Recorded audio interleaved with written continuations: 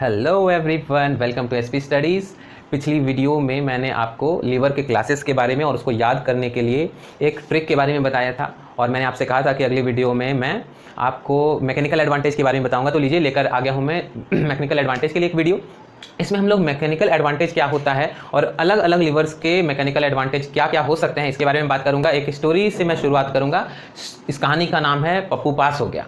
ठीक है, तो कहानी क्या है कि पालकपुर नाम के एक गांव में पप्पू नाम का एक लड़का पगडंडी के बगल में पपीता खा रहा था और पपीता खाते खाते पिंकी अपनी साइकिल लेकर के आती है और रास्ते में देखती है कि एक भारी सा पत्थर रखा हुआ है और पगडंडी के अगल बगल कीचड़ भरा पानी है।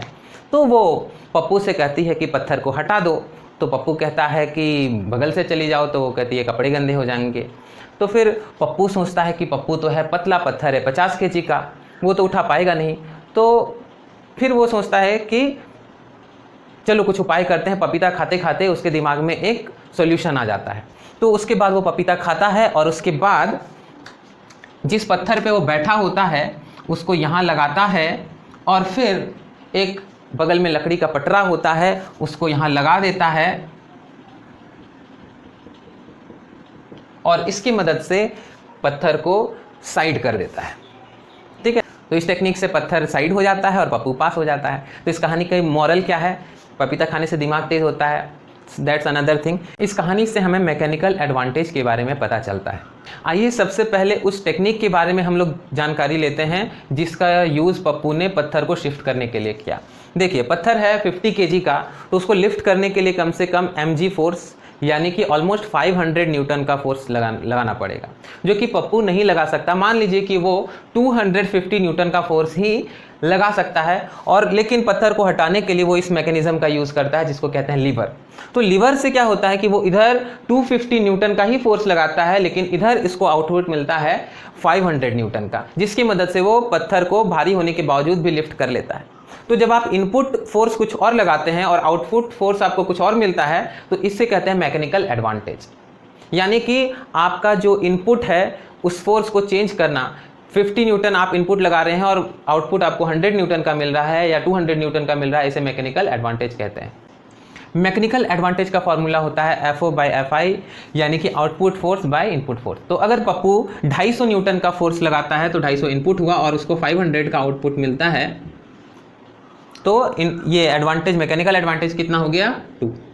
तो आप आगे आपका क्वेश्चन होना चाहिए कि आखिर ऐसा पॉसिबल कैसे है कि आप 250 न्यूटन लगाएं और रिजल्ट में आपको 500 न्यूटन मिले। तो चलिए इसके बारे में बात करते हैं।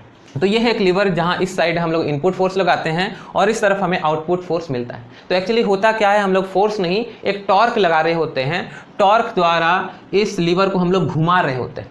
तो जो टॉर्क आप इस साइड अप्लाई करते हैं वही टॉर्क इस साइड ट्रांसमिट होता है, यही वाला टॉर्क इस साइड ट्रांसमिट होता है। तो टॉर्क का फॉर्मूला आप जानते ही हैं, LF sin थीटा। तो इस साइड जो आपका इनपुट टॉर्क है वो है FI यानी आपके द्वारा अप्लाई किया फोर्स इनपुट फोर्स, और LI है इनपुट लेंथ यानी इनपुट लेंथ यानी फल्क्रम से आपके इनपुट फोर्स का डिस्टेंस यानी कि LI, और साइन थीटा, थीटा है आपके फोर्स और इस लेंथ के बीच का बना एंगल।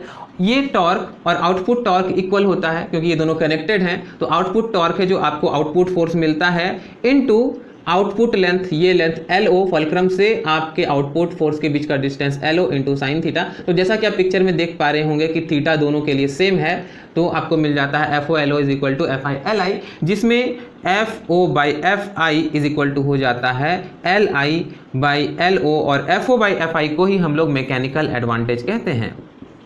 तो इससे आपको मैकेनिकल एडवांटेज का फॉर्मूला मिल जाता है। Mechanical advantage is equal to LI/LO यानी कि इनपुट आर्म का length by length of output arm. तो जितना ज़्यादा इनपुट आर्म लंबा होगा उतना ही ज़्यादा आपको मैकेनिकल एडवांटेज मिलेगा। तो पप्पू था बहुत चालाक, उसने क्या किया, यहाँ फल्क्रम लगाया और जो वुड प्लैंक उसने यूज़ किया उसमें इनपुट आर्म को उसने ज़्यादा लंबा रखा और आउटपुट आर्म को छोटा रखा, इसलिए उसको काफ़ी ज़्यादा मैकेनिकल एडवांटेज मिला और पप्पू पास हो गया।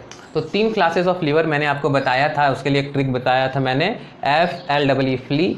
फर्स्ट क्लास लीवर में फल्क्रम बीच में होता है, सेकेंड क्लास लीवर में लोड बीच में होता है और जो थर्ड क्लास लीवर है उसमें ई यानी कि एफर्ट बीच में होता है। तो इसमें मैकेनिकल एडवांटेज अगर हम लोग देखें तो जो एफर्ट होता है वही हमारा इनपुट होता है। तो देखिए फलक्रम से ही हम लोग इनपुट और आउटपुट फोर्स के डिस्टेंस को मेजर करते हैं। लोड आउटपुट फोर्स होता है और एफर्ट जो है वो इनपुट फोर्स होता है। तो ये एफर्ट का फलक्रम से डिस्टेंस इनपुट आर्म हो गया और लोड का फलक्रम से डिस्टेंस आउटपुट आर्म हो गया। तो जो फर्स्ट क्लास लीवर है उसमें हम लोग एडजस्ट करके जैसा चाहें वैसा बना सकते हैं। अगर हम लोग फलक्रम को यहाँ ले आएँ, थोड़ा इधर शिफ्ट कर दें तो इनपुट आर्म छोटा हो जाएगा, और फलक्रम को इधर ले आएँ तो इनपुट आर्म बड़ा और आउटपुट आर्म छोटा हो जाएगा। और फलक्रम एकदम मिडल में रखें तो जितना बड़ा इनपुट आर्म होगा उतना ही बड़ा आउटपुट आर्म होगा। तो इस तरह से हम लोग फर्स्ट क्लास लीवर में मैकेनिकल एडवांटेज को 1 से बड़ा, 1 से छोटा और 1 भी चाहे तो कर सकते हैं। तो फर्स्ट क्लास लीवर में आपका मैकेनिकल एडवांटेज कुछ भी हो सकता है, 1 से छोटा, 1 से बड़ा, 1 के इक्वल। क्लास 2 लीवर में देखिए सब कुछ फिक्स्ड है, आप चेंज नहीं कर सकते हैं। लोड बीच में होगा और एफर्ट आपको सबसे लास्ट में लगाना है। तो देखिए जो इनपुट आर्म है उसका लेंथ फलक्रम से एफर्ट तक है जो कि लंबी है, और जो आउटपुट आर्म है उसका लेंथ फलक्रम से लोड तक है जो बीच में ही खत्म हो रहा है। तो LO छोटी है और LI जो है वो लंबी है। तो मैकेनिकल एडवांटेज होगा LI बाय LO। तो LI चूंकि लंबी है इसलिए मैकेनिकल एडवांटेज 1 से ज़्यादा होगा।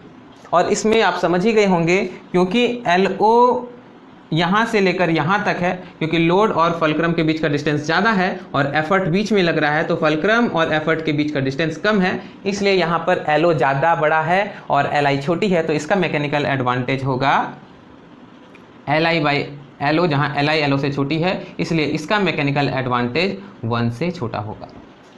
तो ये तो आप कुछ समझ के भी आंसर कर सकते हैं, लेकिन एग्जाम में अगर क्वेश्चन आए और क्वेश्चन ऑब्जेक्टिव हो तो सीधा याद रखिए कि फर्स्ट क्लास लीवर जो कि फर्स्ट क्लास है, इट इज़ द बेस्ट, क्योंकि इसमें आप मैकेनिकल एडवांटेज को कितना भी एडजस्ट कर सकते हैं, 1 से कम, 1 से बड़ा और 1, तो जो सबसे ज़्यादा एडजस्टेबल है वो सबसे अच्छा है। तो इसलिए ये सब फर्स्ट क्लास है। सेकंड क्लास इसमें हम लोग एडजस्ट तो नहीं कर सकते हैं, एडजस्ट करने की सुविधा नहीं है, मगर मैकेनिकल एडवांटेज ज़्यादा मिल रहा है, इसलिए सेकंड क्लास और थर्ड क्लास सबसे बेकार, क्योंकि इसमें ना तो हम लोग एडजस्ट कर सकते हैं मैकेनिकल एडवांटेज, और मैकेनिकल एडवांटेज है भी बहुत कम, 1 से कम, इसलिए ये थर्ड क्लास है। तो फर्स्ट, सेकंड और थर्ड क्लास बोलने का ये रीज़न वो ज़रूरी नहीं है, मगर याद करने के लिए सही है। तो उम्मीद है आपको वीडियो अच्छी लगी हो। अगर अच्छी लगी तो please drop a like, subscribe to my channel. Thanks for watching, have a nice day.